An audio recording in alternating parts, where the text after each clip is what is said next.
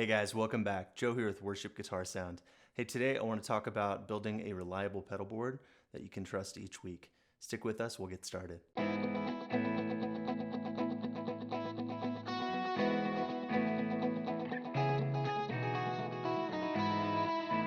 So the first thing that I'd like to talk about is cables. Now specifically on my board, I use George L's cables, which look like these guys, if you can see these here. Kind of little short cables.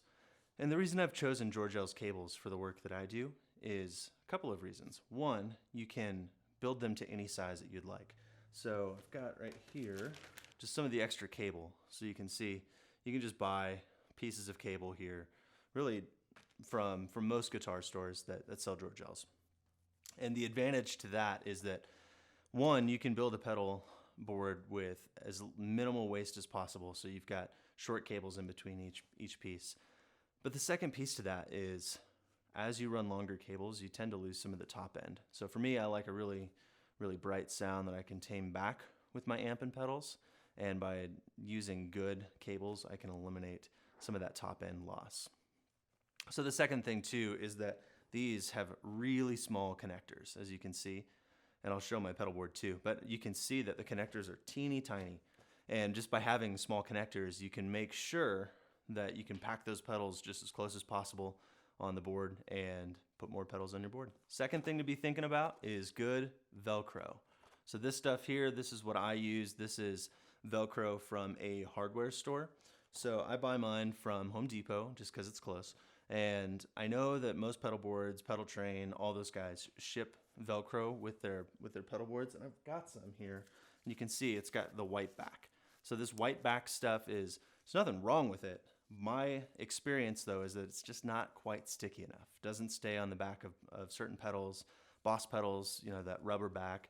This just doesn't hold. So I've chosen this stuff here, and you can see the back is kind of a black. So that's how you can kind of tell it apart. But that stuff, what's really nice about it is it sticks on the back of your pedals well enough that they're not going to fall off. So as you're moving pedals back and forth week after week, this stuff here, it's not going to fail you. So the next most important thing on my pedal board is cable ties. So I use the industrial plastic cable ties, the zip ties that we're all familiar with, and I'll use those to tie up all my loose barrel plugs and other connectors on the bottom of my board. Now as you can see here, I've got everything tied up and it's tied to my pedal power bracket. So I've got it just tied down strong, it's not going anywhere. And the advantage there, again, as you're moving that pedal board week after week, the theme of this video is reliability.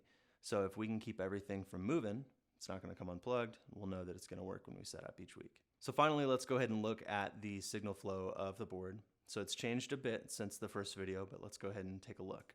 So first you'll see the ego compressor, that's the same. That's my always on compressor, and that feeds over to the Tube Screamer, the TS-808, which is a new pedal, love it. That goes up to the BB preamp, which is kind of my thicker drive. That goes over to the Euphoria, and then it hits my volume pedal, so I can swell in all of those driven sounds. Next, I hit my carbon copy, and then that feeds the DD500. The DD500 comes after the carbon copy, so I can have the carbon copy in the loops that I set up in the DD500. And then finally, it goes up to the Blue Sky reverb and out to my amp. So the one thing I skipped over, you'll see my wireless unit by Shure. So that is what my guitar transmitter goes over to. So that transmitter hits the wireless, that then feeds like my input, like a cable would, into the ego compressor. And then if I turn my volume down, I can still go ahead and use that as my tuner. So pretty cool. So the final tip I'll give you guys is to go ahead and mark the barrel plug, which is the power connector, for each of your high voltage pedals. So the reason I do this is as I'm moving pedals around, I know what pedals need that extra juice, and I can see that by the color marking on both sides. So both on the underside of the board and the top side, I can know that, hey, these are my high voltage plugs. Go ahead and plug those into, for me, it's the Blue Sky and the DD500.